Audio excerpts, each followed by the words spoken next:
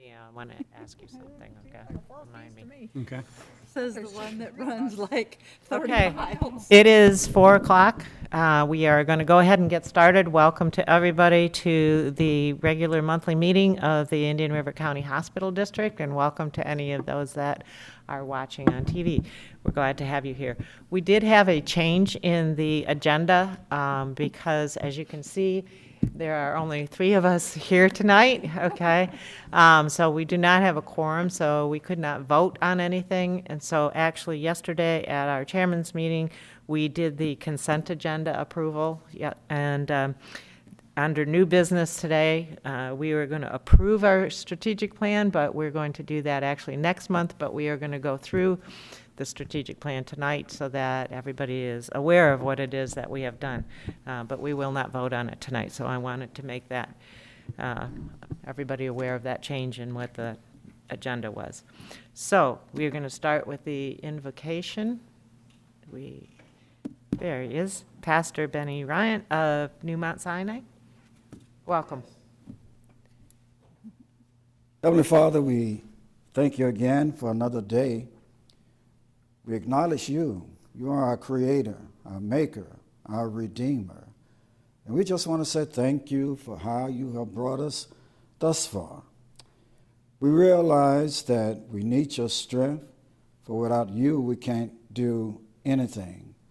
We pray that you will give us wisdom, give us understanding, keep us from falling, help us to do your will, and may you be glorified today. In whatever we do, we'll say thank you and give you the glory. In Jesus' name, amen. Amen. Thank you. Thank you. You have the Pledge of Allegiance. I pledge allegiance To the flag of the United States of America and to the republic for which it stands, one nation, under God, indivisible, with liberty and justice for all.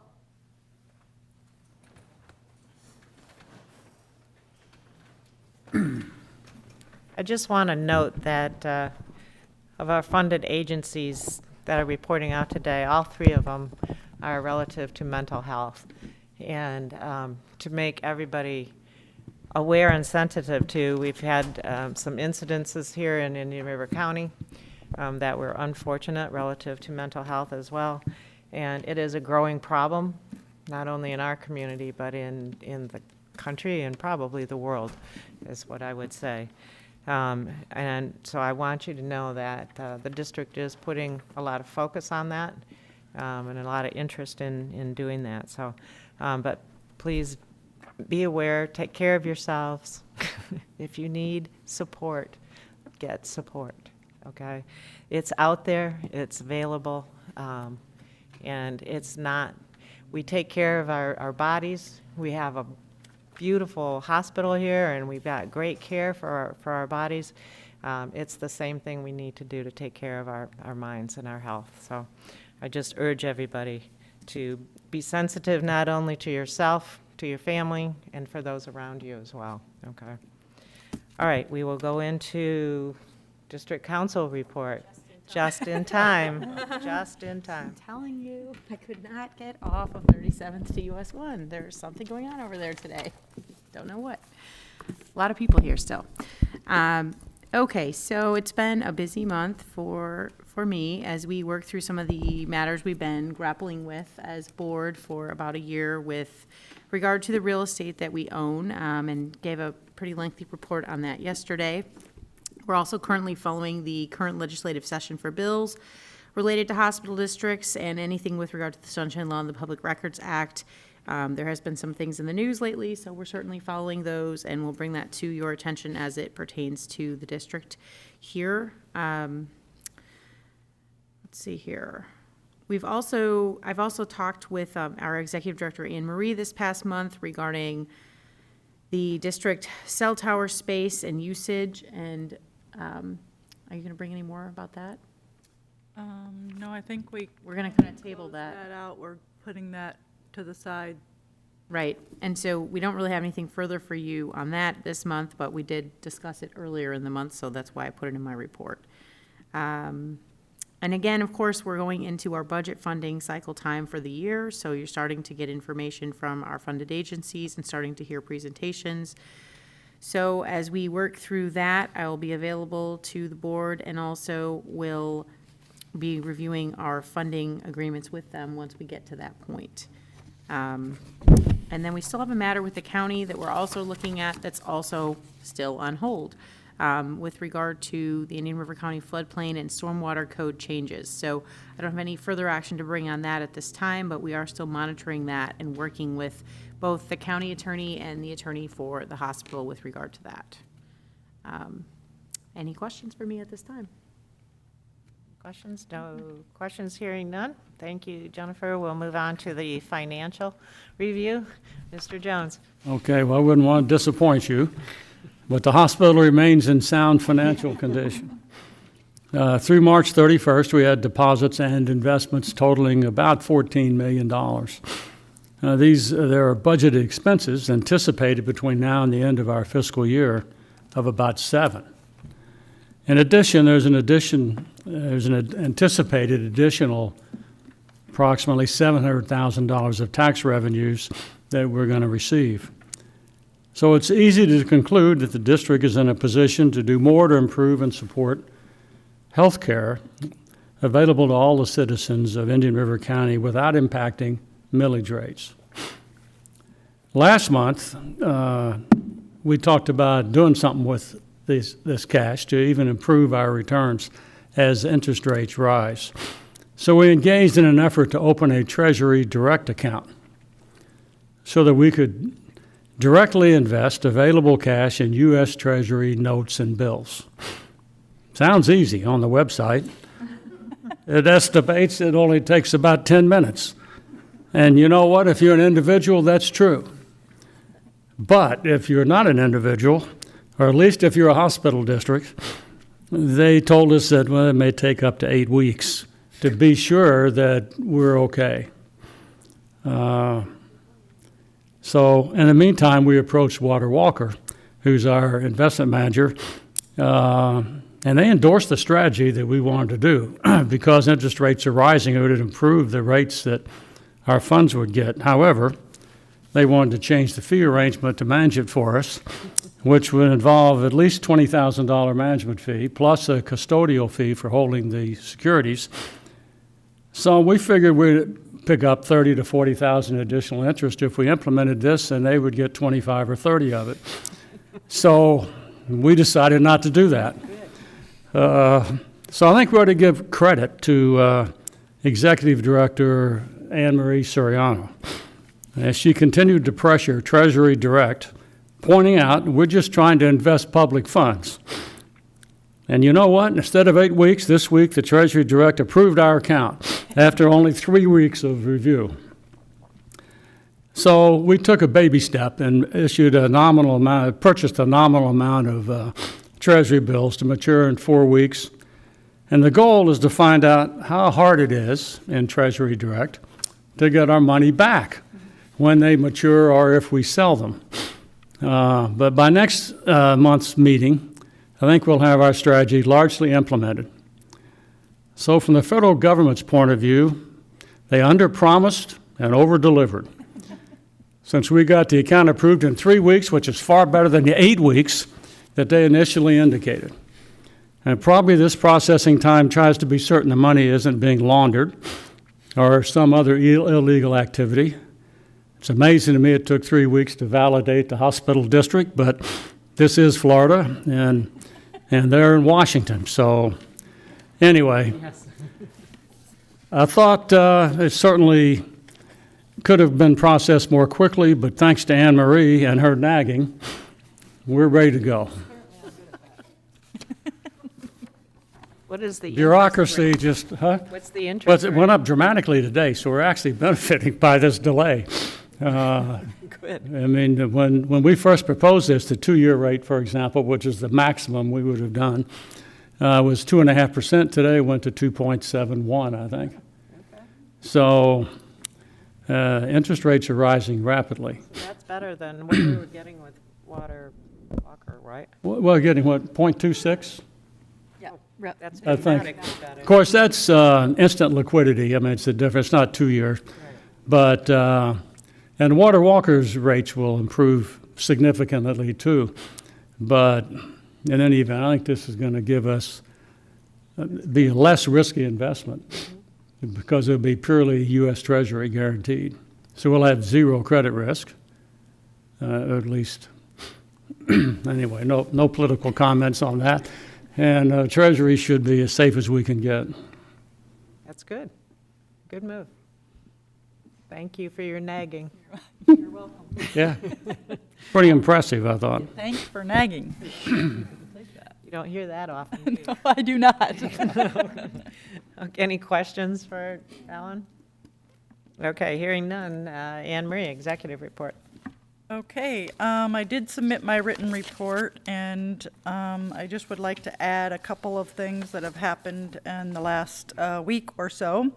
Earlier this week, Mary Beth and I met at the request of Carrie Lester from the Substance Awareness Center as a stakeholder interview for their strategic plan, so they are working through that and wanted our input from the perspective of the district and some of the things that we work on with them, so we appreciated that.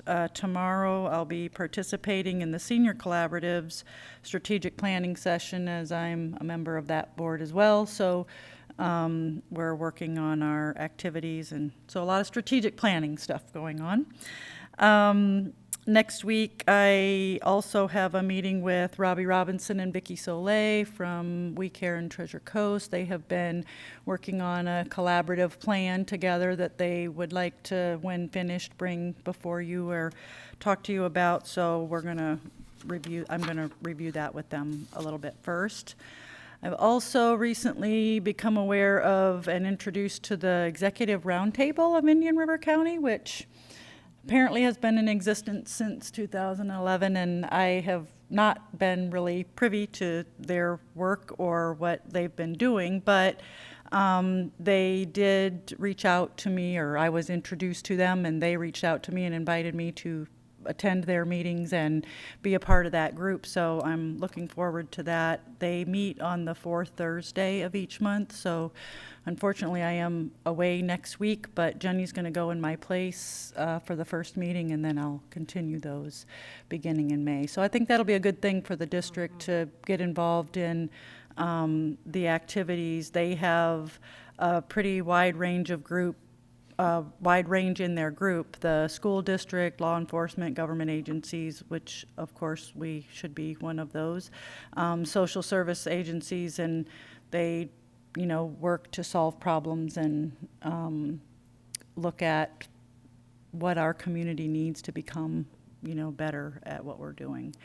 So, and then as Mary Beth mentioned, there have been a recent activity at the emergency department surrounding mental health. So I also worked with a group, the Mental Health Collaborative, Treasure Coast, and the hospital, and Posey, and we talked a little bit about some immediate measures and things that we might be able to do that would better our care, really, or addressing mental health issues as they're brought to us, and ensuring safety and freedom for people to access care safely. So we are meeting with Southeast Florida Behavioral Health Network. We're pulling New Horizons into that conversation, Substance Awareness Center into that conversation, so that we can talk with them about using some of the dollars from they are the managing entity for the DCF funding, for the Department of Children and Families funding that comes to the 4-county area. So trying to get some of that to assist us here in Indian River County. So we're going to do that on May 5th. So Good. Just a point, too, from the Cleveland Clinic perspective. They have designated Indian River County as their center, if you would, center of expertise for mental health for Florida, which is a good thing for us here in Indian River County. And so a lot of their focus now is what do we need to do to, what does that mean and what does that mean to the community and what can we do? So some short-term type activities that they're planning with Camposi and the Behavioral Health Center, and then obviously some much longer term type of things, which is, do we need a much larger behavioral health center, and do we need other services that go with that too? So I think that's good for Indian River County, so just to verify that. So it's good. So moving right into our funded agencies, we have the Mental Health Collaborative. Brett, welcome back. Thank you. Thank you for having me back. It seems like I was just here. Like you were too.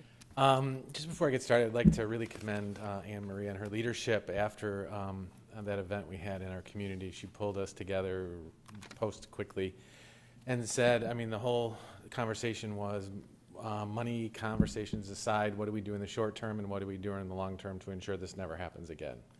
So it was a really great way to open that meeting, get people at the table, and just start talking solutions. So it was a really great initiative. I was really pleased at some of the ideas that came out of that and pushing forward with that. So it was really great.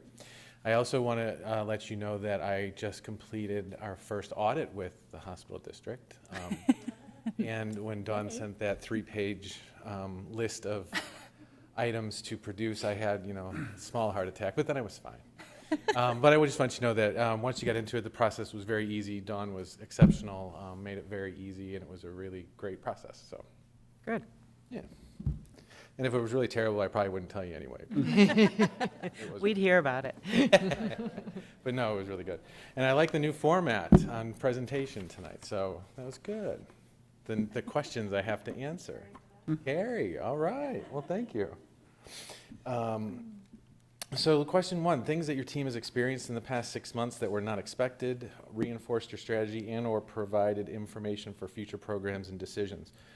What we have really seen in the last 6 months is the explosive need for therapy services in town. I mean, traditionally, psychiatry appointments were always the hard to get, go-to appointment, and that has really flip-flopped and turned into therapy. So the good news is more people are seeking therapy than ever before. I mean, I've said it 1,000 times. 1 in 5 people pre-COVID it needed mental health services. During COVID, that's 2 in 5. So our need for therapeutics, and therapy is your go-to service for most people. Our need for therapy services has exploded, and it's not going to stop. I mean, it's just going to expand from here. So what we're experiencing is in organizations that take insurances and those kinds of things, they are booking a month out, sometimes 2 months out. There's been times where some organizations have said, we're not booking therapy patients right now. We just don't have the capacity. So we are getting very creative and doing interim plans for people and getting them the services they need. For example, if we can get them an appointment within 2 months, we'll put them in some support groups. We'll get them with a crisis therapist. I've got a few retired therapists that have agreed to take on some folks pro bono in the meantime. So we call them their foster therapists until they meet their forever therapists. So we're doing interesting things like that. But what else? So we're working on those. We've always done that. But the other things that are coming out is we have many private therapists in town that don't take insurance. They're cash pay therapists. We have lots. Indian River County is full of them, and they keep moving here. So we have a problem between people that have insurance, can't afford cash pay therapy, and they have excess capacity, and the organizations that take their insurance are reaching limits. So how do I bridge that gap? How do we use the excess capacity we have in town? I sent a survey out to every private pay therapist in town asking some questions. And what I can do is, if I had some money, and I do have a couple of dollars, but if I have some money and I can pay private therapists to take on folks that have insurance but can't get in, how do I bridge that gap? And I'm working on that project now. So it's really exciting. We're filling the need, and we're taking advantage of the excess capacity in town. So that's one initiative. The other thing that I am working on is like a mental health student training program. Now, what this is most organizations have a student training program. Students come in two ways. They're practicum students. That means they're in graduate school trying to become therapists, and they do usually unpaid-ish kinds of intern programs as part of their school. And then you have people that are graduates that have graduated school but need 2,000 to 3,000 hours postgraduate in order to get their licensure. So those are paid folks that can provide services in organizations, but you can't bill insurances for those folks because they're interns. So how do we meet those gaps? So what I'm doing is working with the different providers in town and organizations in town. What can I do to support your infrastructure so that you can take on more students, so that we have more mental health professionals and growing professionals in our community for both practicum students and interns? What can I do for your infrastructure, incentives, those kinds of things? I'm pulling lists of universities together. So how do I support their clinical placement professionals? What can I do to help you get your students to Indian River County? With the ultimate goal is, what we picture is having a huge student practicum intern fair once a year. Well, we'll get, I want hundreds of students to come into one of our facilities and do 5 or 10 minute interviews at all the organizations and walk out of there with a field placement or walk out of there with an internship. The whole goal is to bring more mental health professionals to Indian River County. So those are a couple of the therapy initiatives that I'm working on. Yeah. Next, what did not work as planned or anticipated, and how we use this information in the future? So as many of you know, we've been working on this mental health awareness, mental health literacy campaign. We've been working on this for months. We got a bit delayed on that, and then the question was, do we launch it in April when people are leaving, when our season is winding down? How does that look? So we got people together, did pros and cons with that. And we've decided that we're going to do a soft launch in September with a real hard launch, full launch, October 10th. And that is World Mental Health Day. 10/10/22 is International Mental Health Day. So although we got delayed and I was a little bummed about that, it's actually kind of a blessing because we have some really great things that are going to come out of this. I'm working with the mural people in town to get a mural done around this. I worked with Karen, got connected with her folk, and we're going to get one of the Go Line buses wrapped in this campaign. So there's a lot of good things that are coming out of this. That would have taken more time. So I think this whole launch will go better because we have more time to plan. But it did it was delayed. We didn't expect it to go like that. Next, what emerging issues are you seeing locally in the healthcare sector, not necessarily within the work of the Mental Health Collaborative or the population you serve, but the local continuum of care as a whole? Wow. Well, we got a lot of how much time we got. A couple things. Although this is not directly healthcare related, we really, I know we keep saying this, we really need to look at affordable housing. We are getting to the point where we're going to have an inability to attract and retain qualified medical professionals in every discipline of medicine because Indian River County is becoming an unaffordable place to live. And we're seeing it now where our working poor, our ALICE population are moving out of our county. So the people that work in the restaurants and the stores that we count on can't afford to live here. We've seen that already. And at the Mental Health Collaborative, we've unfortunately had to help people move out of county because there's no options for them here. Can I just ask you where they're moving, or it's cheaper? Oh, yeah. Where? Brevard County, you go west of here, Brevard is much cheaper. Okay. Volusia County, yeah, either north or west. Yeah. So affordable housing in every capacity with that.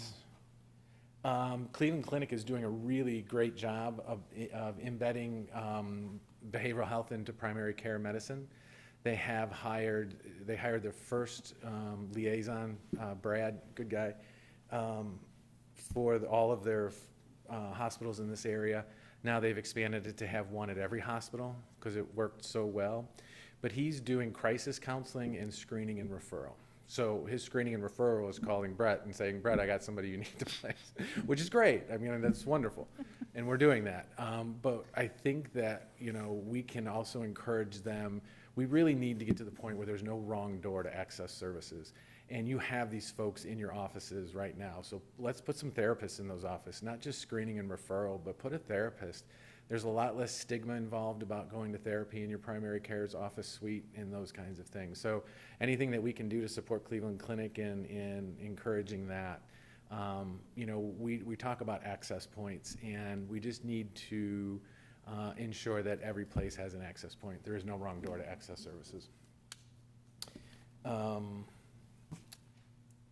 We also, part of this came out of Anne Marie's meeting, was the call of, if you have a mental health problem Monday through Friday, 9 to 5 in Indian River County, you probably don't have a problem. But if it's after hours or on the weekends, the ER is the only place you can go. The ER or New Horizons mobile response team are really the only place you can go. So we really need to talk about access to services at off times. What that looks like, you know, there's lots of ways that that can look like, but I think as a community, we really need to start looking at that. And then finally, what do you as CEO in partnership with your board believe to be strikingly different about your organization in the next 5 years?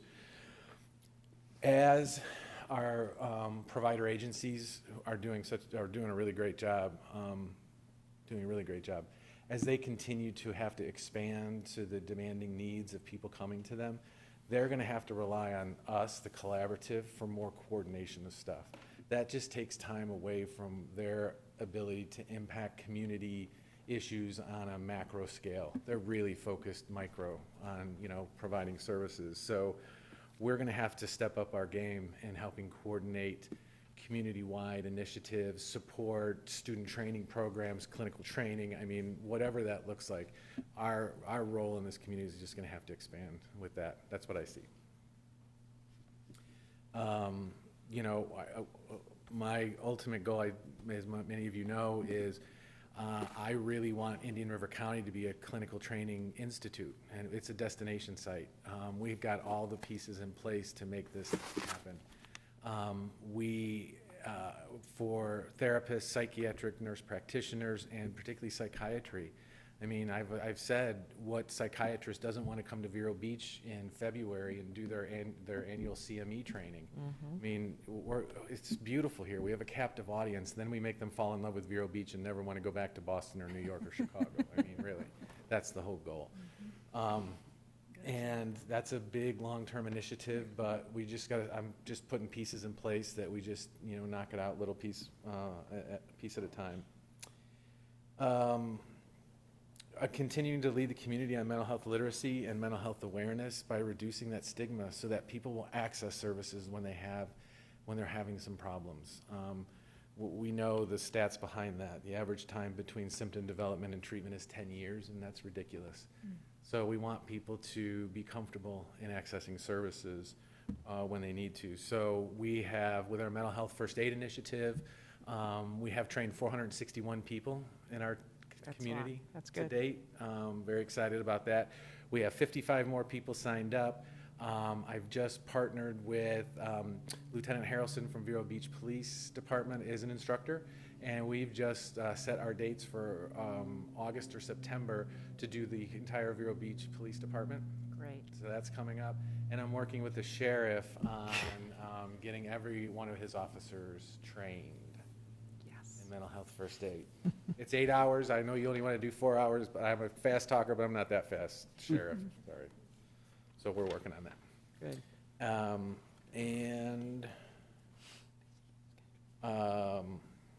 Again, just continuing to reinforce that there is no wrong door for services in town, that no matter if you're at the barber, the hairdresser, the dry cleaner, your primary care, your dentist, you mentioned mental health, so you know where to go. Just give these people a call, just access services so that everybody in the community is making sure that they are a bridge to get people where they need to go. That is my report. Any questions? So I have a question for you. You are the hub of a lot of this activity, if not most or all of the activity, okay? And you drive without a helmet, but that's another statement. Anyway,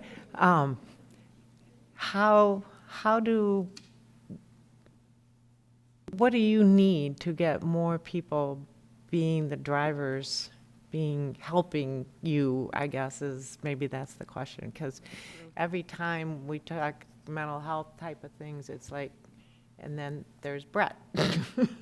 There's Brett. So it just makes, I think you do amazing stuff, but it makes me nervous that so many of these activities hinge on you. Right. I mean, How I do we definitely clone you? see that point. Sometimes I feel that point. Yeah, well, it's true, though. Like, I just cleaned up this place. But no, I understand what you're saying. We have a lot of great community partners and organizations in town, and I'm working with the leadership. Vicky's an excellent partner, and Dr. Phil, Marie, et cetera. And I really try to pull them in and get somebody from their organization in on all these initiatives so that if I drop, someone's going to be able to be there to pick it up. And I have a really great team at my organization, and all of them are involved in pieces of what I do too. So, I mean, believe me, I'm just one guy. People can take this without me. And I'm kind of anal. I keep good notes, so. So what more can we do? I don't have an answer to that question right now, but I will take that under advisement. Okay, all right. Good answer.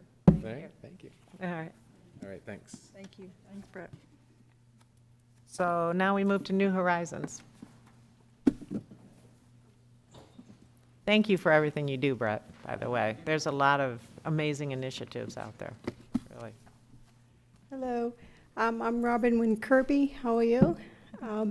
I'm the Chief Operating Officer, and William Wims couldn't make it here. He's on a well-deserved vacation. He's in Alaska for a week. Okay. So he asked me to come in and talk to you all and present. I was going to introduce to you Therese Gillette and Kathy Whitaker. They both asked to come here and to be supportive, and Therese is our Chief Financial Officer, and Kathy Whitaker submits all of the data. She's a contract database and works with you all, and with all the emails going back and forth, she wanted to make sure that she got to see you. So if you email Kathy, you may want to wave. It's kind of hard to get up here and follow Brett, who is phenomenal and does a great job. For New Horizons, we've been through a lot of change. Looking at the last 6 months, it was one of your first questions. In the last 6 months, we've took a deep dive into a survey of our employees, our staff. During COVID, and I think you all know a few years ago, New Horizons was struggling financially. It's taken us quite like moving a mountain, a lot of work to right the ship and to put us in a position where we are financially solvent. So needless to say, when William came on board and I started working with him, that was the big, concentration was money. However, then COVID came, and as we're trying to right the ship and get financially solvent, we took a survey of our staff, and we determined during COVID, first of all, staff felt undervalued. Staff felt underpaid. Staff wanted things changed agency-wide. They wanted like a whole corporate change. So we had to take a step back and say, well, what is our goals? What are we going to do for the first 6 months of William's tenure? And we looked at the whole HR department, the benefit package, everything that the employees complained about. The staff turnover was horrendous. We had just a few months back, we had a 27% turnaround of staff of vacancies. We have now brought that down to 12%. And that's been through a lot of hard work, trying to work with the staff and what the needs are. You can't provide services if you don't have the staff. And that, we looked at their issues with mental health. They were stretched thin because of COVID. They'd lost loved ones. They were stretched, just very stressed out. So we've done quite a few things. We've put a lot in place that I'm proud to say. First of all, for the first time in months, and actually in years, and Therese can attest to this, we're actually in the black. To go from a over $1 million, $1.5 million deficit, and within 18 months, turn that around and become financially solvent, that solved problem number one. However, it didn't solve the problem of retaining staff. So we made a lot of major changes. We hired an outside company to come in. Our chief HR officer, who had been at the agency for over 50 years, retired.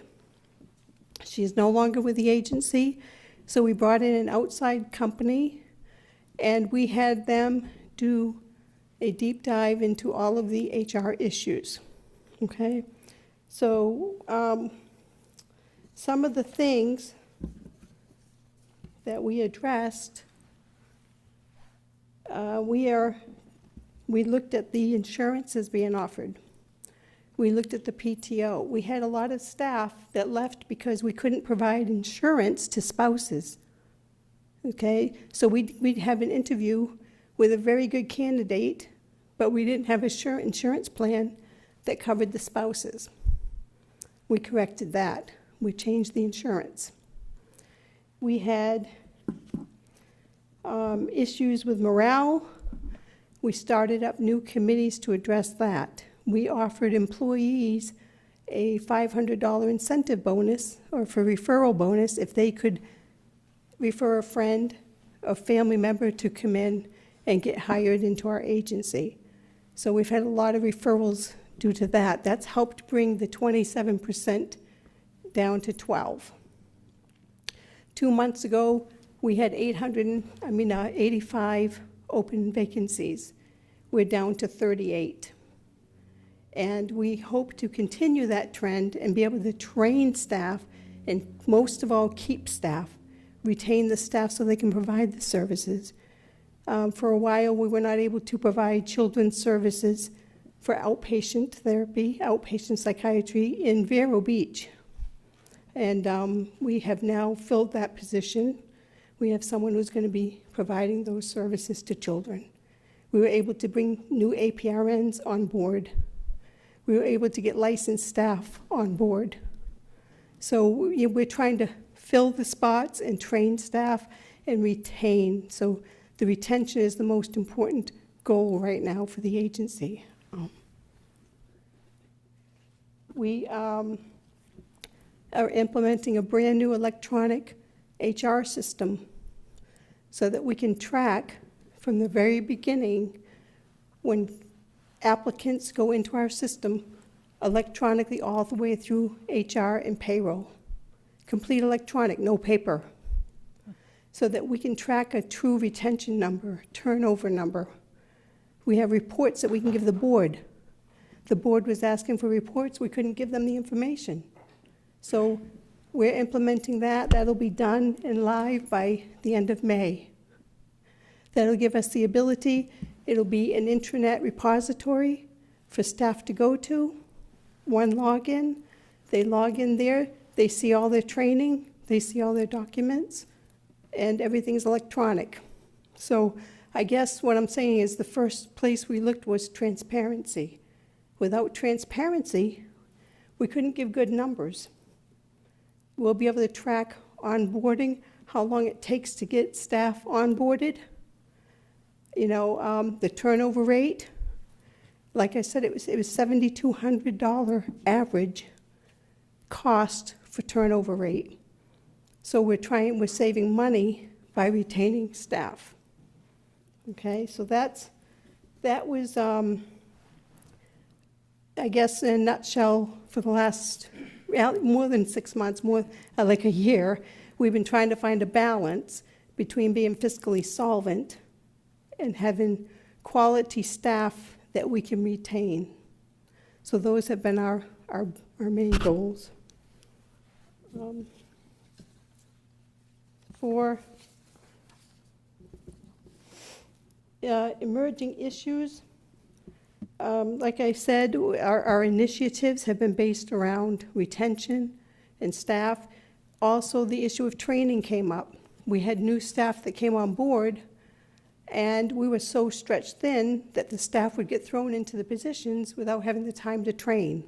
And then that was causing staff burnout, and staff were leaving because of that. So again, you can't have quality RNs, LPNs, mobile responders. They have to be trained, and they have to be comfortable doing their job.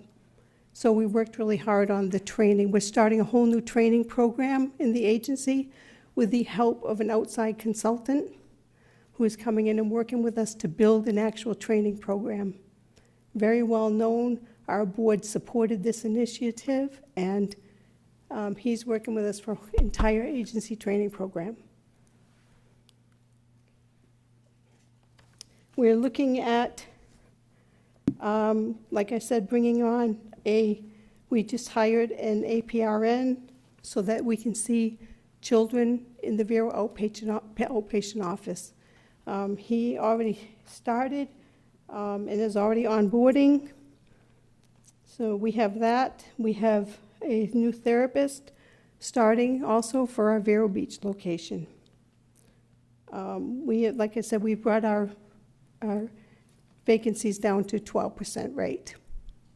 So that's very important. We're also looking at new initiatives in all the counties. We're expanding our mobile response team in the Martin County. We're working in a new program initiative called Co-Responder Program in Martin County. And that allows our workers, our mobile responders, to go with the law enforcement officer in their car on the road. They are right there, standby all the time. So that's something we're working with Ann Berner with and with Martin County, and we think that's going to be successful.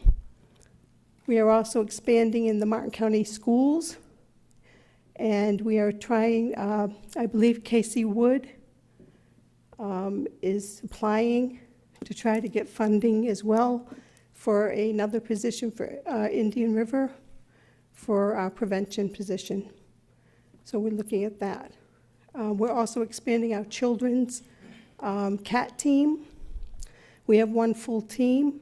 We are adding another half team that the ME is funding and working with us on. So as we're trying to retain staff, stay stable, we're also trying to grow at the same time. So it's kind of a moving target. We've got a lot going on. We're trying to stay stable financially, stay solvent there, have quality employees, retain the employees. We're also looking at the employees' well-being.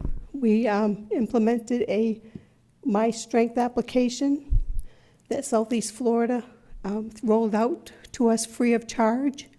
That is a digital wellness application for our employees. And that's for them to be able to track any mental health issues and for their wellness. And so far, our senior executive team, everyone on there has joined the app, and now we're rolling out to all the staff. Once all the staff are comfortable with it, we're going to roll it out to the clients and to the client programs. So we're trying to look out for the well-being of the clients and the staff, not just the clients. We need the staff to be stable and healthy. So we're working on that. I think for a 5-year plan, again, we're looking at growth. When we have to have the stability, we have to have the staff, then we have to continue to grow, and we have to grow where there's a need. And we're looking at, right now, mostly the children's programs, The opioid, we're getting extra money and expansion for our medication-assisted treatment program, prevention program, mobile response programs. So, and we're trying to build that piece by piece with stability and with staff that are trained, that are happy to be at New Horizons, and that will stay. So, any questions? Wow, there's a lot there. Okay, Well, we need you to grow. yes, we'll get there. Thank you. Thank you. Okay, next we have Phoenix Rising.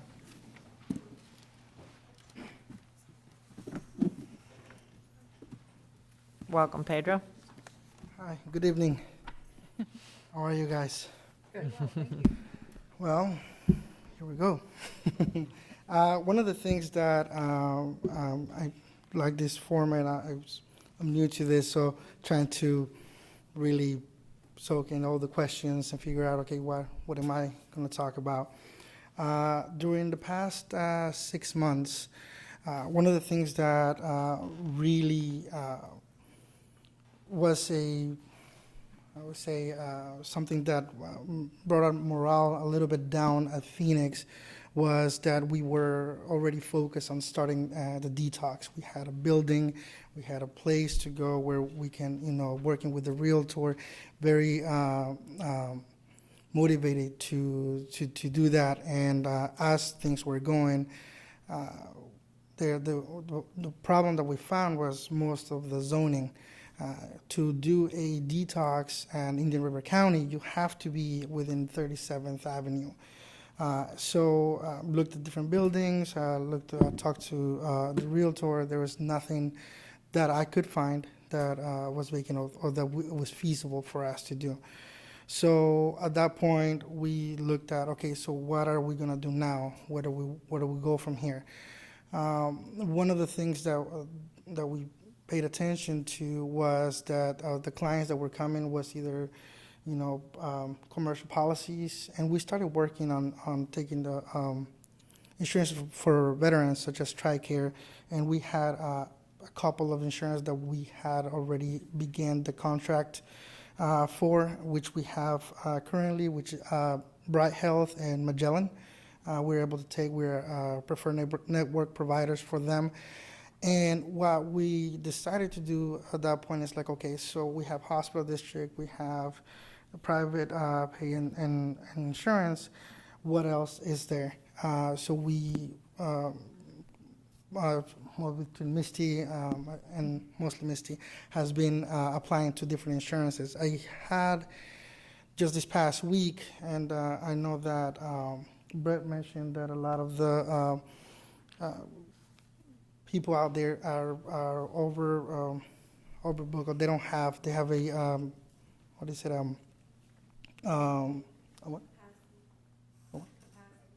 they're at capacity, and they have a waiting list. That's the word I was looking for.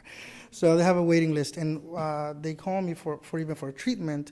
They said, Pedro, are you in network with Ambetter yet? And I said, no, that is a policy that is offered to the marketplace, and it is very abundant now. And one of the things that we did apply back in February, and we are seeing just more and more people seeking treatment that have insurance now, but we can't take because we're not a network provider. We're all out of network on most of the insurances.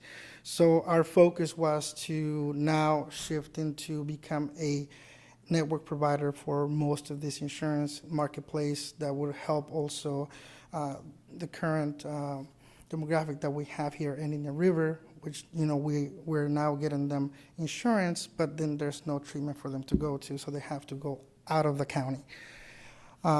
So we started doing that.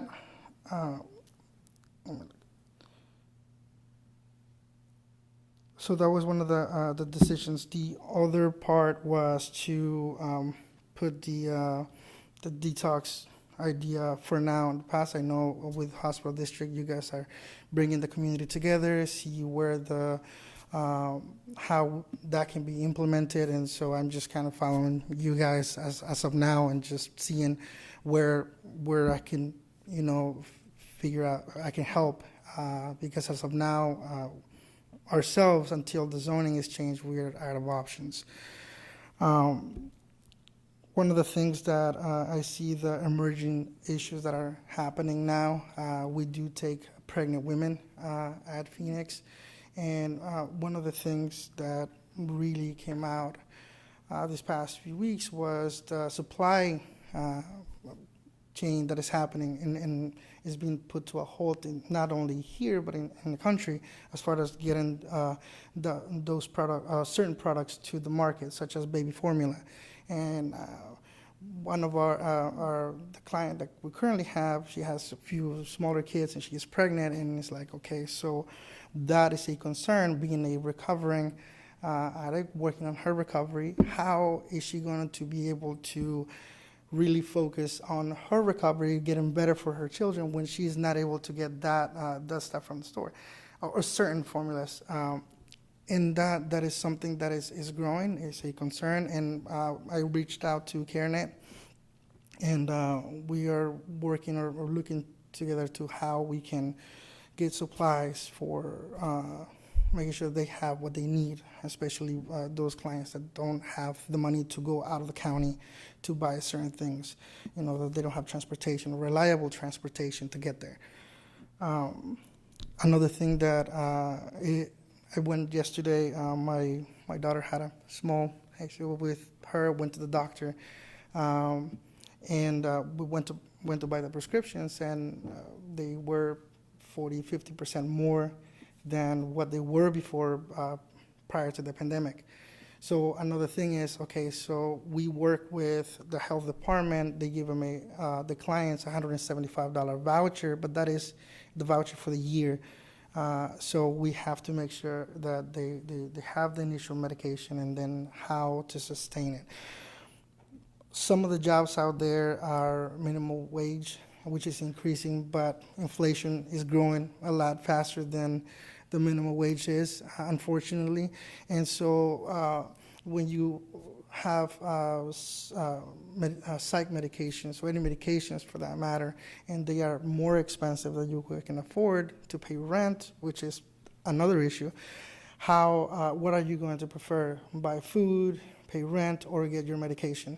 So we're trying to work with Team Success and a couple of other nonprofits to raise some money for pay for those medications for the clients that don't have the capacity or don't have the means to pay for those medications. And as Brett mentioned it, the housing.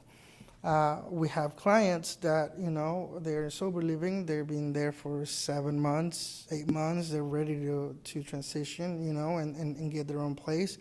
And where do they go?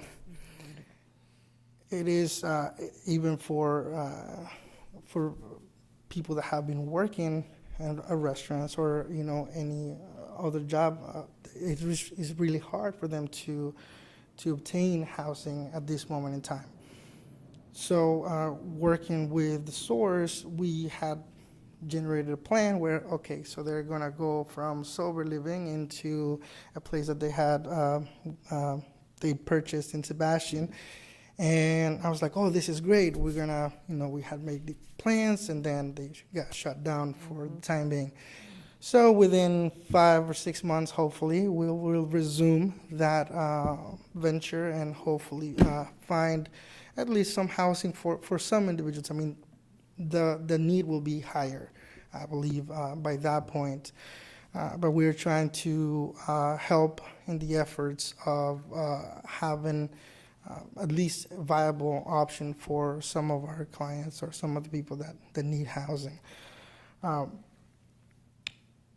Now, some of the things that I see happening within the next 5 years, at least from us, we would like to be, again, I go back to question number 1, be a network provider for most insurances here, along with in 2023, we would like to start our process for Medicaid and Medicare. We need to we would like to serve as many people in our community as possible. Within that time frame, we also are looking into having also the ACA license, which will allow us to actually take mental health priority and then substance abuse as secondary, to be able to provide a true PHP for those clients with mental health that would require a higher level of mental health that are not able to just do outpatient. So that's something that we're looking to do and have the applications and started to work on them, but it will not take place until, further towards the end of the year. And that will conclude. Any questions for Pedro? Thank you. No? Yeah, thanks for what you do. I just wanted to ask you one question. Sure. I see you're monitoring people and staying with the program through 120 days. Correct. Is there any way you can do that longer, like a year or more? We try. Some of the things is there is some that we have monitored longer, and we have some numbers for a year or more, but not. Some people change their numbers, or they stop coming to the alumni meetings, so they put interest on somewhere else. So it is a little bit harder to do that specific, but we can definitely bring some numbers next time. Okay, thank you. Thank you, Pedro. Appreciate it. Any unfinished business from trustees? Then new business. We have Jim Starr here from Carter Associates to talk about our strategic plan. Great. Thank you. It's great to see everybody again. I'm going to present the work of the trustees and the staff over the past 6 months in terms of creating a strategic plan for the Indian River County Hospital District. Pulling up the deck. Yep, I am set. If we can go to the slide number 3. So I'm just going to frame our work out and kind of take us back a little bit from where we started and talk a little bit, first about why a strategic plan is important for any organization, and particularly for the district. One, it helps the organization outline a clear path and direction. It gives a sense of focus and helps create alignment between what the district is focusing on with its activities and its investments. It's also a tool to help build awareness and stakeholder engagement in your work, and can demonstrate the district's accountability and impact. When we launched the effort, we framed it around 2 kind of guiding elements. One is the special act that was used to create the hospital district, and then the second is the core values. You can move to the next slide. All right. That one. And now I'm ready to move to the next one. I just want to say, though, that the core values were not something that we just came up with. I mean, those have been there, and Yes. I'm going to say 7 years ago, right? Something like that. Yeah, I think it was 6, 7 years ago Yeah, 2015. that we went through that. And Yeah, and when we talked about do we need to revisit the values, and the sense was that the values are pretty well ingrained with the organization, and it didn't really make a whole lot of sense to kind of recreate those. And so, based on that, we're like, well, those will help shape kind of the work of the strategic planning. And so the framework, or the plan itself, is really built on several elements. Obviously all framed around those core values, but it starts with the mission, the purpose of the organization, and then the vision, which is far-reaching, out into the future, and it really is focusing on the difference that the district wants to make, the change it wants to see in the world as a result of its activities. And then the strategic priorities, and these are the key areas of emphasis, the strategies, if you will, for the district, and with those are key performance indicators. And then that then is what an action plan that guides the work of the staff and the daily activities of the district on a daily basis creates those action plans. Next slide. So we began our work in October, November timeframe. We launched the effort. We did a comprehensive document review of lots of information that was provided by the district, and we also did a survey of stakeholders that included funded agencies, other agencies, the trustees, and staff as well.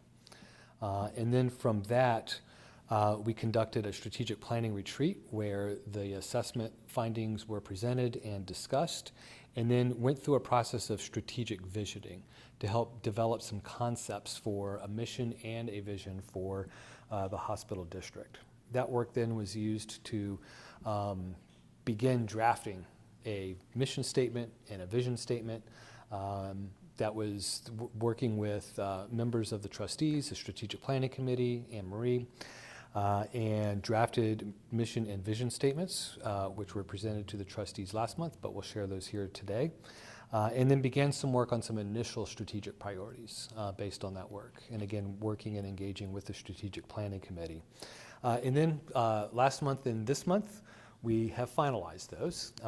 We finalized the strategic priorities and the key performance indicators. There's a lot of work that went into that with the staff and the strategic planning committee. A lot of iterations and drafts. Anne Marie, I think we had 7 versions. Well, this is 7. That just went through a refinement process, and it got better each time. And then from that, an action plan was built. And so Anne Marie and the staff put together a very detailed action plan, which we'll also share with you today.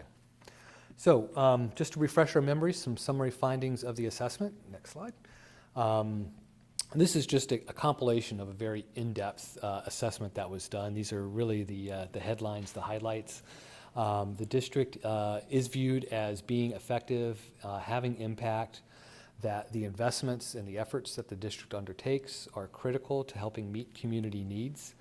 The changing demographics, and we heard some of that today from your presenters earlier, will continue to impact the community's needs and what's going to be required of your funded agencies as well as the district itself. And the increased focus on prevention and enhancing collaboration was seen as critically important for the work of the district. Next slide. So mission and vision statements. So again, just to help reframe, the mission is what guides the work of the organization. It is the purpose. It is the statement of why the district exists. It should be plausible. It should have clarity and provide a little inspiration as well. The vision is describing the impact that the district is going to have on the community, the change it wants to see as a result of its mission. And again, it should inspire and excite the community as well. So this is your current mission and vision statements. And then next is the new mission and vision statements. So the new mission statement, to improve the health of Indian River County residents. Very succinct, very clear, focusing on big picture of improving the health of the county's residents. And then the vision statement is an innovative and integrated healthcare network that improves the health of Indian County residents. So focusing on all aspects of the healthcare community, and again, focusing on improving the health of county residents. So next are the strategic priorities, and this is where we start to get a little bit more focused and a little bit more clear about the work of the district. And so your strategic priorities describe the critical focus areas, where you're going to focus your attention, your priorities, your investments over the next few years. Generally, we say 3 to 5 years. It also helps lay the groundwork for you to evaluate new opportunities that may be presented to you to focus on, or new areas of emphasis that you want to explore. It provides the framework around your strategic priorities to help focus those discussions. And it is a tool and a framework that you can use to help make decisions, to help align your activities, your resources, your funding, and your investment decisions, all towards a common direction that's aligned and moving in the same direction. And hopefully it'll inspire the district and your stakeholders to raise the bar for what all of you guys can accomplish together. So the strategic priorities are thus. Number 1 is to focus efforts and investments on programs that strengthen primary care, behavioral and mental health, and prevention. The second strategic priority is to improve access to healthcare services by reducing financial barriers. And then the third strategic priority is to convene the community to strengthen the continuum of care for Indian River County.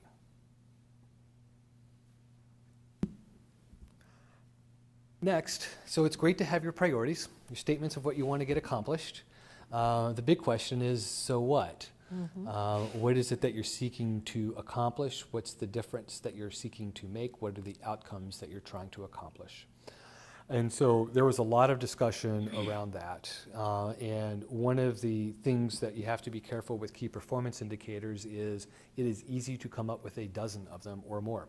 There's all kinds of data points and all different things and metrics that you can look at. It's important to stay focused and focus on a bigger picture. You can drill down at a different level later, but for your strategy, you want to keep things kind of at that higher level. And as the committee and staff were discussing key performance indicators and how they align to a strategic priority, it was evident that having an overall indicator for all of the strategic priorities was necessary. And so that's the top one that you see at the top of the page, and that's to increase the percentage of adults who say their overall health is good or excellent. And that's a data point that comes directly from Florida Charts, which is a comprehensive data set of the state and is drilled down to by county as well. The key performance indicator for the first strategic priority is looking at funding and the percentage of district funds that are focused on primary care, behavioral mental health, and prevention. And that obviously is going to come from the district itself as a data source.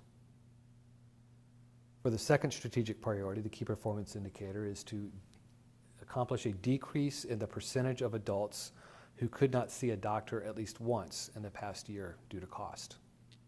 And that also is a data point from Florida Charts as well. And then for the third strategic priority, the key performance indicator is rather straightforward, simple in its statement, but complicated in its achievement. And that is solutions are identified and there are district initiatives that have been implemented. So as a result of the district's work to bring people together, to convene the community, to identify solutions to problems with healthcare and the continuum of care, and then having the district actually take action around that is that's focus. So the next, I am not going to go through in detail the action plan. This is the work that was created by the staff that is going to be focusing their work and their activities over the next 2 years. And so there are specific activities and actions that are tied to each strategic priority. There is a deliverable or an outcome that is expected as a result of that activity, a time frame in which it is to be completed. There's also a fourth column for responsibility, but for today's purposes, I wanted to focus just on the activity, the deliverables, and the timeframes. And so you can see there are 17 actions that were identified overall. And I will say, with respect to the action plan, this is something that was created that's going to guide the activity and work of the district staff over the next 2 years. It's not set in rigid stone. It will be fluid because there will be new opportunities that were not anticipated over the next year and a half that may generate or result in a specific activity for the district. As long as it aligns well with your strategic plan, then it might be worth undertaking and might be included in here as well. So that is the strategic plan for the hospital district. The next big question is, so what's next? The last thing that you guys want to have is a plan that you now have. You can post on your website and do all that kind of good stuff. And but that's really not the purpose of your strategic plan, right? And so one is you do want to share it. You do want to make the community and your agencies and your partners aware of your strategic direction, your plan, your priorities. But you also want to use this to help frame your discussions, your dialogue, your decisions. You want to use that to help frame your partners and how they're fitting and helping the district accomplish its strategic priorities as you are looking to help them accomplish their strategic plan as well. So you want to make sure that you have that alignment, but you can use your strategic plan and your priorities in particular and your KPIs to help frame those discussions. And when you have decision points in terms of investment opportunities or new programs and things of that nature, you need to tie it back to your strategic plan and how you make those decisions. And then lastly, as I said, you want to continually evaluate your plan. It's something that you should do on a regular basis. At a minimum, you need to be revisiting this at least annually. I would suggest that you do it a little bit more frequently, particularly on the action plan. You should have regular updates. The trustees should have regular updates on how those things are being proceeded, status of your actions around those, and then always look to kind of further refine your KPIs as well. One of the things that is not in your plan yet for your key performance indicators are baseline metrics of where you are today. We do have those data points, I mean, they're out there, but you want to establish your baseline, and then you want to start some dialogue and discussion about setting maybe a target of what you want to accomplish within a particular time frame. But getting that baseline established and then seeing how your work is against that strategic plan, I think will inform how you can set targets against those KPIs. And then you may identify other metrics that are important for you to track that may fall under a KPI. Maybe there's a subset that you want to take a look at. Maybe if you're looking at, for example, the percentage of individuals that say their health is good or excellent, you might want to, if you can, see if you can break that down by income levels, because your area of focus is predominantly on lower income. And so if you can move that metric a little higher, that may be a sub-metric. I mean, your focus is on the county overall, and that's why the overall, sorry about that, that's why the overall KPI is structured that way. But you may have some sub-metrics that you want to look at as well as part of that. And then lastly, it's, get going, execute. And that is it. Any questions? Well, I'd like to thank you. I think you've really helped us. This has been a good process for us. I guess the one thing I want to say is that we can't do this without the agencies and our partners working with us on this. And I think that's a really important message, is that this is aspirational on our part on what we want to do and how we want to help improve this community, but the agencies are the ones that do the work. We just want to be able to support. But I think two things. One is we want to better direct our funding to those things that are really making the difference in the community and the health of the residents. And number two, we want to get more vocal and more involved in those things that are affecting our communities and see where we can use, I don't know if we have any clout, but what clout we have, okay, where we can use that to be able to help. And I think about affordable housing and some of those kinds of things that on some issues we have been silent, and I think we're in a position now where maybe we get a lot more vocal on some of those items. So thank you for helping all of us. You were very patient. It was a pleasure. You've got a really strong group of trustees and staff, and working with everybody has been really good. It has resulted in, I think, a really strong strategic plan for you. It's not overly complicated by design, and should provide you the direction and the alignment that you need, but also the leeway to, get stuff done in the way that it needs to get done. Thank you. Any other comments for Jim? No, thank you. Yeah, Ditto. I think it's been great. Appreciate it. Thank you. It has. I just want to add that over the next couple of weeks, Jim and I are going to be working on dashboard, reporting mechanism, a way for us to continually visit and track and report out with our community about those things that we have found solutions to, how we've initiated those projects, how we've been involved in those kinds of things. So He's going to help me put together a piece of that so that I can share with you That's great. regularly at each of our meetings, so. That's good. Thanks, Jim. Thank you. Is there any other business from trustees or staff that we need to, is there any public comment? Any, no public comment? Okay. In that case, we will adjourn, and we'll see you all back in a month, right? Okay.